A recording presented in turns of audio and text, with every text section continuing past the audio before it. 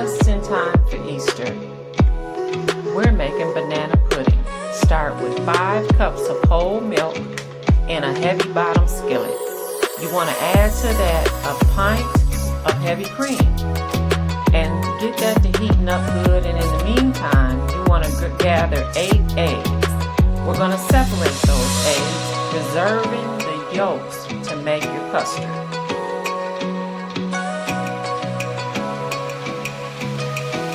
When we're making our custard, at some point we're going to have to temper the eggs. This is a critical step because you don't want your eggs to turn into scrambled eggs into your custard.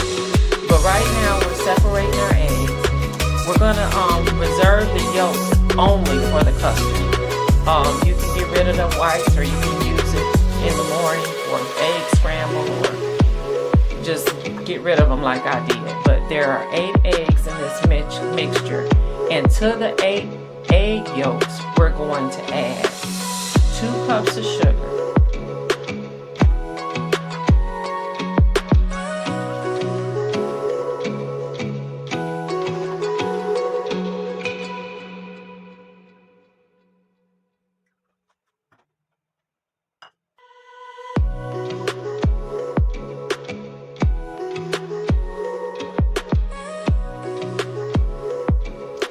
Now that you got your 8 egg yolks, you're going to add in your 2 cups of sugar, your half a cup of cornstarch, a pinch or 2 of salt, and you're going to whisk that all together till it's well combined.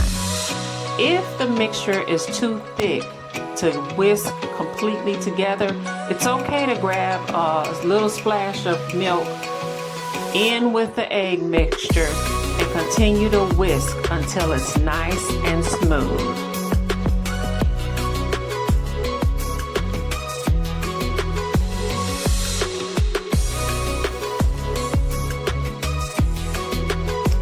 Now that your mixture is nice and smooth, it's time to get ready to temper this egg mixture. We need to add this entire egg mixture into the hot milk, but before we can do that, we need to temper those eggs so that the eggs don't scramble when you do that. I do this by adding a ladle full of the hot milk to the egg mixture, a little at a time, practically just drizzling it in and whisking constantly. Keep the eggs moving. This is very important so that they don't scramble.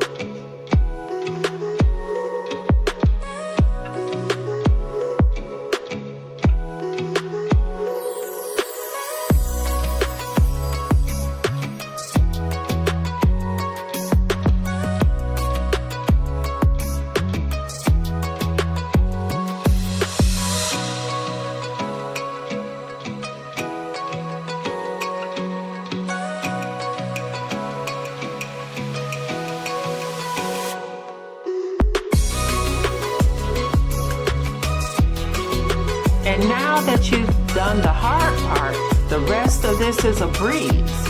You're gonna now add your egg mixture into the pot with your milk mixture, and you're gonna continue to whisk for about 5 to 7 minutes on medium-high heat until your pudding is nice and thick. And this is the consistency you wanna look for. To this, you wanna add about 2 teaspoons of vanilla extract and about a half a stick of butter. I will say the butter is optional, but for a little extra richness, add about a half a stick of butter right at the end and whisk it until it's all melted and smooth and combined. Add that to a clean bowl, and then you're going to add a piece of plastic wrap to the very top of this pudding. This prevents the pudding from forming a skin on top. So it is important to lay it directly on top. You're gonna want to allow this mixture to cool on the countertop for about 15 to 20 minutes. After that, you want to refrigerate it for at least 4 hours or overnight, which is what I did. Here we are the next day. This is an optional step. You can make your own whipped topping to go along with your banana pudding, but there's a lot of people that eat banana pudding with no whipped cream, so this is completely optional. But it is a pint of heavy cream, a half a cup of powdered sugar, and about a teaspoon of vanilla extract, and you want to whip that with a hand beater until it forms stiff peaks.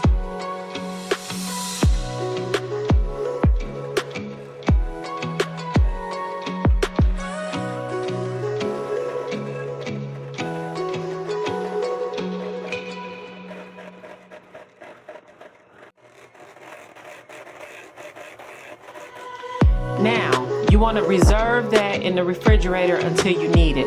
In the meantime, pull out your banana pudding out the refrigerator, and we're going to use a hand mixer to whip this up until it's nice and light and fluffy and smooth, and go ahead and aerate the pudding some so that it'll be completely pourable. This will take maybe 2 to 3 minutes to get it nice and smooth, because it's cold and we want to kind of loosen it up.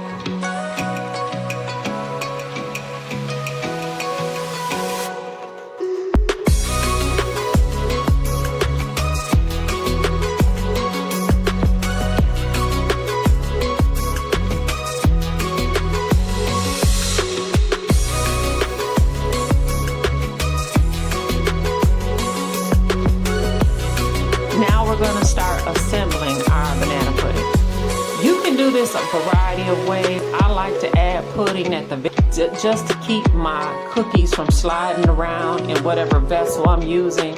But some people like to put bananas down first. I like to do a layer of pudding, then a layer of cookie, then a layer of whipped cream, so on and so forth.